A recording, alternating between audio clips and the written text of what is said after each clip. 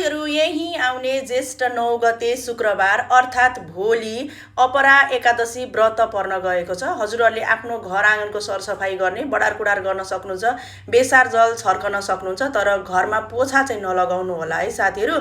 त्यसपछिबाट हजुरहरूले स्नान आदि कार्य सकेर गुलाबी राता पहेँला वस्त्रहरू धारण गरेर सूर्य भगवानलाई जल अर्पण गर्ने। सूर्य भगवानलाई जल अर्पण गरिसकेपछि आफ्नो पूजा मन्दिरमा भएका सम्पूर्ण देवी देवताका मूर्तिहरूलाई, प्रतिमाहरूलाई अभिषेक गरिदिने, सम्भव भएसम्म पञ्चामृतद्वारा अभिषेक गरिदिने। यदि सम्भव भएन भने शुद्ध जलमा अलिकति गङ्गा जल मिसाएर अभिषेक गरिदिने। र लड्डु गोपालजी, विशेष गरेर लड्डु गोपालजीलाई चाहिँ हजुरहरूले चन्दन जल अनि त्यसपछिबाट पञ्चामृत, गङ्गा जलहरूले नत्र शुद्ध जलमा अलिकति गङ्गा जल, कालो तिल, तुलसीको पत्र राखेर पनि स्नान गरिदिन सक्नुहुन्छ है साथीहरू।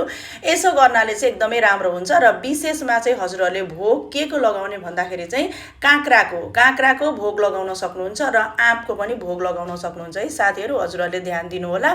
र लड्डु गोपालजी यदि हजुरहरूले नयाँ लिनुभएको छ, लड्डु गोपालजी स्थापना गर्दै हुनुहुन्छ भने चाहिँ अपरा एकादशीको दिन पनि हजुरहरूले स्थापना गर्न सक्नुहुन्छ। र आउँदै गरेको निर्जला एकादशीको लागि हजुरहरूले विशेष तयारी गर्दै गर्नुहोला साथीहरू। निर्जला एकादशीको एकदमै ठुलो महत्त्व छ हैन। र हामीसँग भएका यस्ता खालका पोसाकहरू, ड्राई फ्रुट्सका पोसाकहरू हजुरहरूले आफ्नो लड्डु गोपालजीलाई प्रसन्न बनाउनको लागि अर्डर गर्दै गर्नुहोला साथीहरू।